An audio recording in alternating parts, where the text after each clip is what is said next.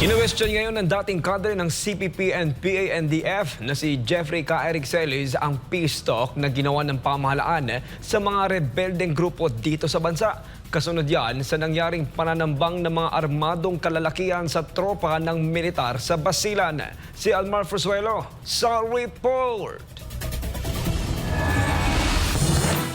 Dismayado ngayon ang dating intelligence officer at dating kadre ng CPP and PANDF na si Jeffrey K. Eric Celis sa kasalukuyang administrasyon dahil sa nangyaring pananambang ng mga armadong grupo sa tropa ng militar na ikinasawi ng 2 sundalo at ikinasugat ng 12 individual nito lang nakarang araw. Naganap ang enkwentro habang nagsasagawa ang mga otoridad ng lehitimong security operations bilang bahagi ng United Nations Development Program o UNDP sa ilang komunidad sa Sumisip, Basilan, Miyerkules ng hapon, Enero 22. Mariin namang kinundinan ni Basilan Governor Jim Saliman at ng 1001st Infantry Brigade ng Philippine Army ang madugong enkwentro sa pagitan ng tropa ng pamahalaan at ilang notorious na individual na sumusuporta sa Moro Islamic Liberation Front o MILF. Sa eksklusibong panayam ng SMNI News kay K. Eric, sinabi nito na kaya siya dismayado ay dahil wala anyang mabigat na pahayag at pagkundina ang Pangulo ng Bansa sa nangyaring pananambang. Kalunos-lunos, kahindik-hindik at napakabrutal ng ginawa na ito.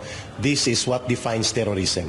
Isa itong akto ng terorismo na we expect that the Commander-in-Chief should have a very clear categorical declaration and no less than the President. No? Lalo na pati ang Department of Defense Secretary na maipakita nila ang pagkundina dito. Dahil sa madugong pangyayari, hindi tuloy maiwasan ng dating kadre na questionin ang ginawang mga peace talk ng pamahalaan sa mga rebeldeng grupo. So questionably talaga ito. Ano ang status ng peace deal natin? What are we now having? So ito ba ay mere piece of paper? May pananagutan din dito si Secretary Charlie Galvez. Maliban dito, sinabi rin ni K. Eric na resulta din anya ito ng pagtanggal ng kasalukuyang administrasyon sa mga dating Pangulo ng Bansa sa National Security Council na makatutulong sana sa mga ganitong usapin. I think so, sapagkat kung pag-uusapan natin ang eksperyensya o karanasan ni Pangulong Rodrigo Duterte how to handle the crisis situation in Mindanao involving violent extremist groups, makakatulong siya sa pagbibigay advice dito sa Pangulo ng Bansa sa kasalukuyan and including to the National Security Council. Dagdag pa ni K. Eric, nagkakaroon ng lakas ng loob ang mga terorista dahil dito. Nakikita natin yung pagiging malakas ang loob ng mga grupong terorista dahil nawala ang fear factor, yung pagkatakot na mayroon silang kalalagyan at may pananagutan sila sa batas at hahabulin sila ng gobyerno at bibit-bitin sila to account themselves for the crimes and terrorism. Hindi na ngayon yan maramdaman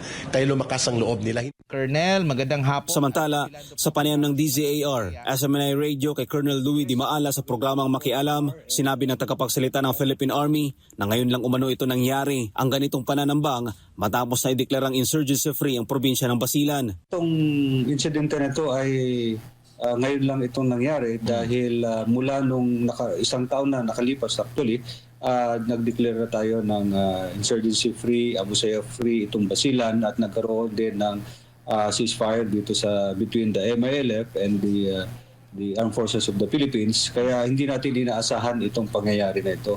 Kaya nga ganun na lang yung ating pagkundina dito sa nangyari na to. Sa huli, sinabi ni Colonel Di Maala na gagawin nila ang lahat para mapanagot ang mga may kagagawa ng pananambang at para makamit ng mga nasawing sundalo ang hustisya. We are assuring the Filipino people na itong mga perpetrators na to ay talagang ma-ensure natin na they will face the full consequences ng kanilang aksyon at para maibigay natin yung hustisya sa ating mga sundalo na nasawi at nasugatan.